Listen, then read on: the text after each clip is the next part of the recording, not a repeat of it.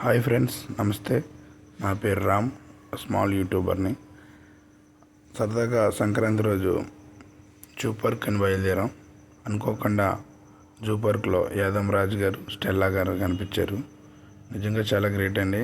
ఇలా అడిగిన వెంటనే టక్ టక్ మన సెల్ఫీలు దిగినారు అందరితో. మేము కూడా దిగాం. నిజంగా గ్రేట్. ఇంత సెలబ్రిటీలు అయ్యండి. చాలా సింపుల్గా ఉన్నారు. మాతో చాలా సరదాగా ఉన్నారు. చాలా అంటే చాలా గ్రేట్ అని.